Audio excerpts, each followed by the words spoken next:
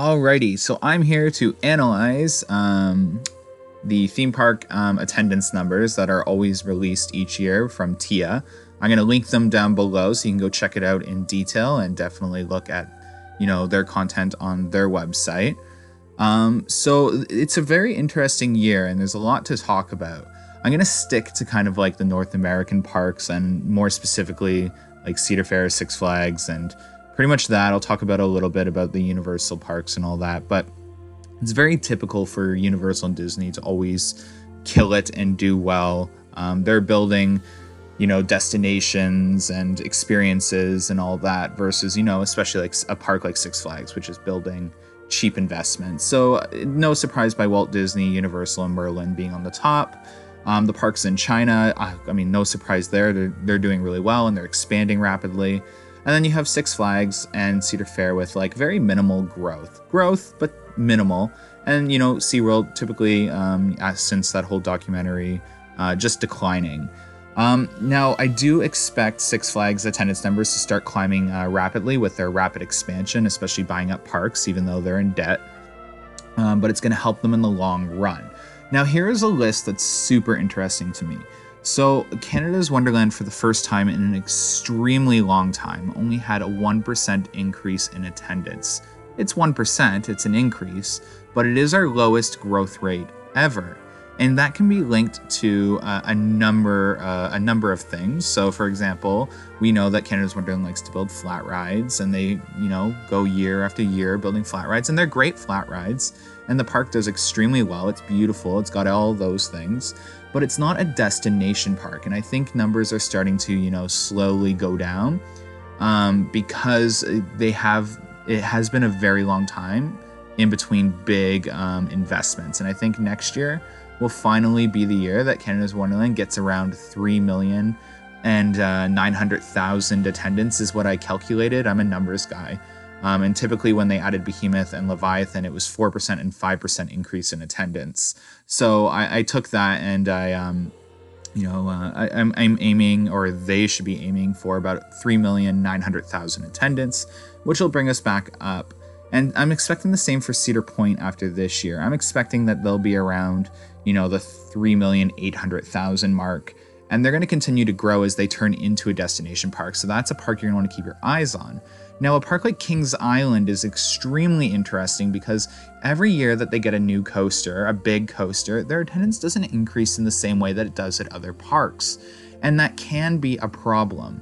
So moving forward, I'm not sure we're going to see much more big investments from Kings Island. I think we're going to start seeing those big gap years like we did at Canada's Wonderland and other parks, just because they're not getting a return on investment. In fact, the 2.5% increase in attendance can be linked to Winterfest. So for example, some of the reasons Canada's Wonderland is going to have such an increase in attendance is because they're getting a hotel and a roller coaster next year. So I do expect to see that 5% increase in attendance. Now, when you look at parks like Knott's Berry Farm, now that is a park you're going to want to watch.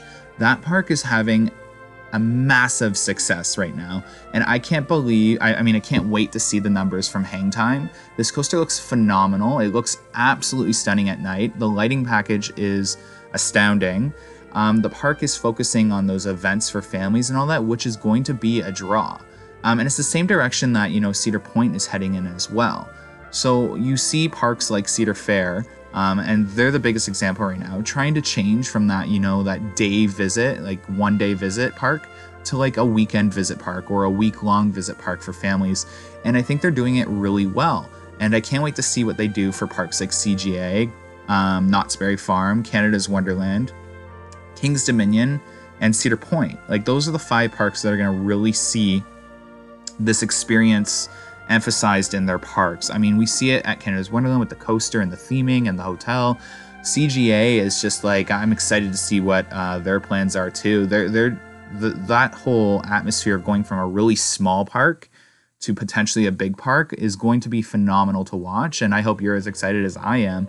And then you have Knott's Berry Farm. They're already doing super well, but they're going to be doing even better with the investments that Cedar Fair is giving them. And I'm excited to see how that park grows and how maybe that can be passed down to other parks in the Cedar Fair chain.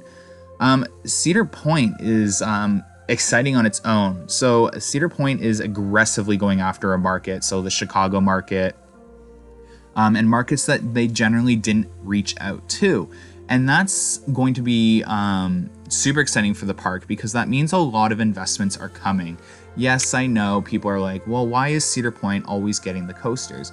And what a lot of people don't understand about business is just because you're a chain and you have other parks to look after, investments don't get spread out the way you guys think they do. Investments are spread out based off of like how quickly they can be paid off, action plans that a park has in place, and a profit and loss statement as well. So parks like Cedar Point, Knott's Berry Farm, Canada's Wonderland, Kings Island, and Kings Dominion can pay off these, and Carowinds, by the way, pay off these additions much quicker than, you know, the smaller parks, and that's why they're getting big additions. And then you have the select few parks that are aiming for becoming destination parks. You have Carowinds, you have Cedar Point, and you have Canada's Wonderland and Knott's Berry Farm. Those are destination parks or becoming destination parks. You're going to see a lot of investments in those parks coming forward. And I'm actually interested in Kings Dominion because Kings Dominion's been coming up a lot more in terms of like, you know, Cedar Fair when they talk about expansions and all that. And it wasn't under Matt Wieman. So I'm interested to see what Kings Dominion has in store for the chain as well. I think we might see some exciting additions there. All in all, like I think one of the biggest companies to keep your eye on in terms of regional parks is Cedar Fair. There's lots of big things as they transition into destinations and experiences. Six Flags, you're going to want to keep your eye on as well because they're expanding rapidly. So they're going down a different route. They're not really focusing on, you know, their regional parks. They're now focusing on building bigger parks across seas where those big numbers come from, which down the road could benefit their parks in the Americas. And that could be exciting for them as well.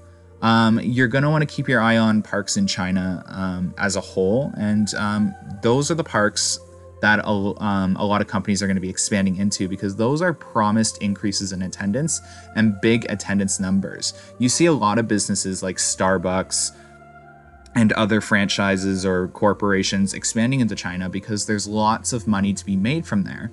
And I think you're going to see that in the theme park industry. You're actually already seeing that. So that's going to be exciting for chains that are operating in the States and their parks down the road. Now, they are going to have to take a hit now because the money it requires to go invest in those parks is going to take away from bigger investments that maybe Six Flags typically saw. So you have another company you might want to look at is SeaWorld.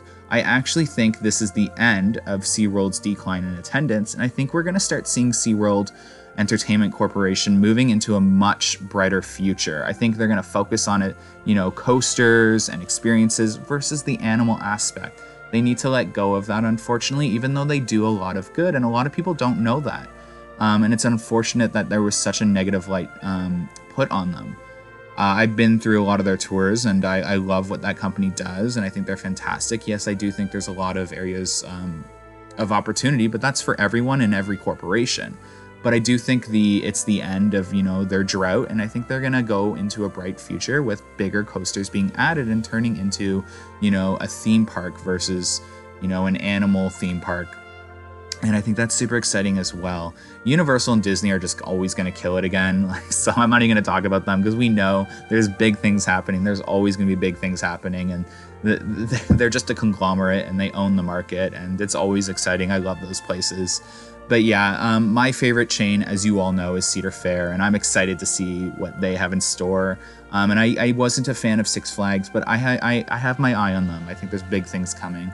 But anyways, thanks for watching, guys. Share this video, give it a like, and subscribe. Bye.